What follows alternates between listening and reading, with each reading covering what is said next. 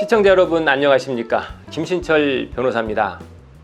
살다 보면 의도치 않게 사건에 휘말리면서 경찰의 조사를 받게 되는 경우가 있는데요. 처음 경찰관의 전화를 받으면 심장이 뛰고 정신이 아득해지죠. 무섭고 두렵고 굉장한 스트레스로 다가오는데요. 누가 무엇을 고소한 건가? 증거도 제출되었을까? 내가 과연 빠져나갈 수 있을까? 하는 그런 생각부터 시작해서 구속되는 것은 아는지, 가족들에게는 어떻게 알려야 할지 별의별 생각이 다 들죠. 그때부터는 밥도 못 먹고 잠도 제대로 못 자게 됩니다.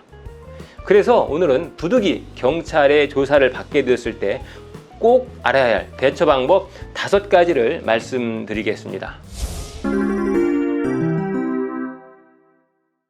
먼저 첫째로, 무작정 경찰관이 정한 시간에 출두하실 필요가 없습니다. 고소장이 접수되면 경찰관은 고소인을 불러서 고소인 보충 진술이라고 하는 것을 받고요. 고소인 진술이 끝나면 그때 비로소 피고소인에게 전화해서 조사할 것이 있으니 언제 경찰서에 나오라 라고 통보를 합니다. 그러면 전화 받은 사람은 그때 안 나가면 체포되는 줄 알고 또 안 나가면 큰일이 나는 줄 알고 무작정 나가는데요. 그러다가는 돌이킬 수 없는 상황에 놓일 수 있습니다.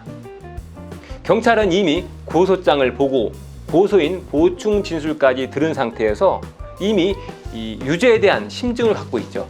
그래서 이렇게 수사를 해서 혐의를 입증해야 되겠다 하는 그런 생각을 가지고 있는데요.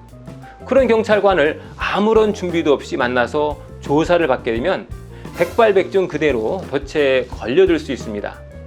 그러니까 경찰관이 나오라고 한다고 해서 바로 출두하지 마시고 몇 주 정도 뒤로 미루세요.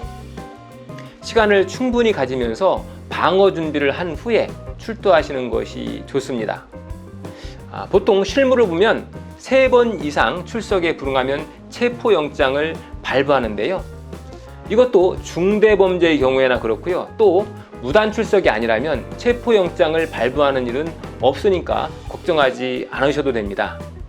자, 그리고 2번째는 반드시 고소장을 열람을 하는 겁니다. 수사기관은 모든 범죄를 수사하는 것이 아니라 고소된 사실만 수사하는 것이 원칙이죠. 그러니까 피해자가 어떤 죄로 고소를 했는지 알아내는 것이 정말 중요한 거죠. 피해자가 고소장에 기재해 놓은 범죄 사실을 파악한 후에 여기에 맞는 항변과 증거들을 준비하셔야 합니다. 고소장은 예전에는 제공을 안 했었는데요. 지금은 요청하면 다 제공해 줍니다. 경찰서에 직접 가셔서 정보공개 청구를 하셔도 되고요. 또 인터넷으로 정보공개 청구를 하셔도 됩니다. 정보공개 청구를 하시면 대개 일주일 내에 고소장이 나오는데요. 고소장이 그대로 제공되는 것은 아니고요. 인적사항과 같이 개인정보는 블라인드 처리되어서 나옵니다. 하지만 피의자는 사건의 당사자이기 때문에 블라인드 처리되어 있어도 내용을 다 알 수 있겠죠. 다만 고소장을 열람해도 고소인이 증거로 제출한 서류들은 공개하지 않고 있는데요. 고소인이 어떤 서류를 제출했는지, 어떤 증거를 제출했는지는 조사 과정에서 경찰관이 대부분 확인을 요청하면 알려줍니다. 어쨌든 고소인이 동쪽을 공격했으면 피의자도 동쪽을 방어해야지 서쪽을 방어하면 안 되겠죠. 고소장을 통해서 고소인과 수사기관이 어디를 공격하는지를 미리 파악해서 여기에 맞는 방비를 마친 후에 경찰에 출두하는 것이 정말 중요합니다. 그리고 3번째, 가급적 출두 전에 의견서를 작성해서 제출한 후에 출석하시는 것이 좋습니다. 경찰관은 이 고소장을 보고 또 고소인을 불러 보충 진술을 받은 후에 대개는 고소인과 동일한 심증을 형성하고 있습니다. 그래서 미리 경찰관의 그 편향된 시각을 교정시켜서 중립적으로 만든 후에 조사를 받는 것이 좋겠죠. 그리고 경찰 조사는 대화가 아닙니다. 문답식 신문입니다. 그래서 어떻게 묻는지가 매우 중요한데요. 경찰관이 고소인과 동일한 심증을 가지고 고소인의 입장에서 계속 묻는다면 피의자에게 상당히 불리하겠죠. 그래서 피의자가 반박 자료도 내고 반대 사실도 주장하면 그제서야 경찰관도 이게 아니구나 하겠지만, 그렇게 경찰관이 시각을 교정하기까지는 시간이 많이 걸리고 또 그 사이에 불필요한 진술 내용이 모두 조서에 기재되기 때문에 결코 바람직하지는 않습니다. 그래서 가급적 고소장을 열람한 후에는 거기에 맞는 방어 논리와 대응 방법을 미리 준비해서 의견서로 경찰관에게 제출한 후에 수사를 받는 것이 좋다는 겁니다. 그리고 네 번째는 진술은 신중히 하시고 한 번 한 진술은 가급적 바꾸지 마라 하는 겁니다. 객관적인 증거가 있는 사건도 있지만 객관적인 증거가 없는 사건도 많죠. 또 증거가 있어도 유리한 증거와 불리한 증거가 대부분 혼재되어 있는 경우가 많습니다. 그럼 이렇게 증거가 없거나 또 서로 모순되는 증거가 있을 때 법원은 누구의 말을 믿을까요? 바로 일관되게 진술을 하는 사람을 믿습니다. 법원은 신이 아니기 때문에 당사자의 진술과 증거만 가지고 판단할 수밖에 없는데요. 이때 당사자가 처음부터 일관되게 주장하느냐 아니면 상황에 따라 수시로 말을 바꾸느냐 하는 것이 그 진술의 신빙성을 좌우하는 거죠. 특히 성범죄와 같이 증인이나 증거가 거의 없는 사건은 더욱 그렇습니다.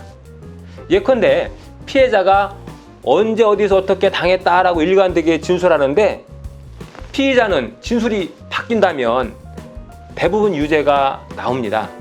그 대표적인 예가 아마 곰탕집 성추행 사건이 아닐까 합니다. 곰탕집 성추행 사건은 피고인이 대전의 한 곰탕집에서 일행을 배웅하던 중에 옆을 지나치던 여성의 엉덩이를 약 1초간 움켜잡은 혐의로 기소된 사건인데요. 그 판결문을 보면 법원은 유죄 이유를 이렇게 설시하고 있습니다. 피해자가 피해 내용을 일관되고 구체적으로 진술하고 있다. 반면에 피고인은 경찰에서 신체 접촉이 없었다는 취지로 말했는데 이후에 식당 내 CCTV를 본 다음에 신체 접촉이 있을 수도 있다라는 취지로 진술을 번복했다. 사실 그 짧은 1초를 스치면서 접촉했는지 여부를 기억하지 못하는 게 더 자연스러울 수도 있습니다. 그렇지만 그게 조서에 남아서 진술을 번복한 것으로 기재가 되면 판결에 결정적으로 불리한 영향을 미친다는 겁니다.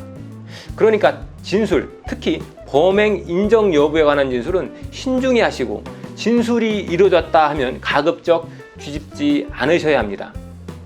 그리고 진술하기 어려운 상황이면 진술을 아예 뒤로 미루세요.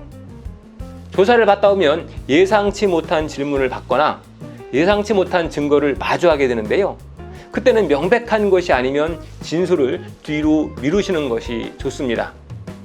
진술을 뒤로 미룬다고 해서 불이익을 받을 것이 전혀 없지만 한번 진술해서 조서에 딱 기재가 되었다면 나중에 진술을 번복하게 되면 불리하게 됩니다. 그러니까 예상치 못한 질문을 받아서 어떻게 대답해야 될지 모를 때, 또 예상치 못한 증거를 제시받았을 때, 그때는 자리에서 대답하지 않으셔도 되니까 다음에 진술하겠습니다 라고 하시고 진술을 뒤로 미루시면 됩니다. 자, 그리고 마지막으로 5번째, 조서를 꼼꼼히 읽고 확인하셔야 합니다.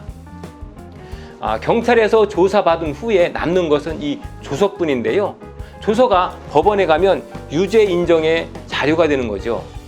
그런데 이 조서에는 조서를 작성했을 때 오갔던 내용이 다 기재되는 것이 아니라 경찰관이 요점만 추려서 기재하죠. 조사 당시의 분위기, 뉘앙스 이런 것은 하나도 안 남고요. 오직 이 타이핑된 글자만 남습니다. 그래서 내가 얘기한 중요한 부분이 뭉텅이로 빠져 있는 경우도 많죠. 예컨대 이런 거죠. 성범죄 사건에서 경찰관이 묻기를 피의자는 고소인이 싫다고 했는데 강제로 손목을 잡고 당직실로 데려간 게 맞죠? 피의자가 이렇게 대답합니다. 아니에요. 처음에는 싫다고 했지만 나중에는 승낙해서 손을 놓고 같이 갔습니다. 다시 경찰관이 이렇게 묻죠. 어쨌든 끌고 싫다고 했는데도 강제로 끌고 가려 했던 거 맞죠? 피의자가 네. 자, 이렇게 진술이 오갔는데 나중에 조서를 딱 하니 보니까 앞에 진술한 것은 전혀 기재되어 있지 않고 뒤에 진술한 거 이렇게 되어 있습니다. 질문, 강제로 끌고 가려 했던 건 맞지요? 답, 예. 이렇게만 기재되어 있는 겁니다. 대개 사람들은 선입견을 가지고 자기가 듣고 싶은 말만 듣는 습성이 있죠. 그래서 경찰관도 자기가 듣고 싶은 말만 듣고 그 말만 기재해 놓은 겁니다. 그러니까 경찰 조사가 끝나면 반드시 조서를 열람해서 자세히 살펴보시고 조금이라도 본인의 진술과 다른 것이 있다면 반드시 고쳐달라고 하셔야 합니다. 만약 수사관이 고쳐주지 않으면 그때는 마지막에 추가 진술란이 있는데요. 거기에 자필로 한 페이지든 두 페이지든 자세히 쓰세요. 그러셔야 나중에 불이익 당하지 않습니다. 오늘은 경찰에서 조사를 받으실 때 불이익을 받지 않기 위해서 반드시 유념하셔야 할 5가지 방법에 대해서 알아봤습니다. 김신철 변호사였습니다. 감사합니다.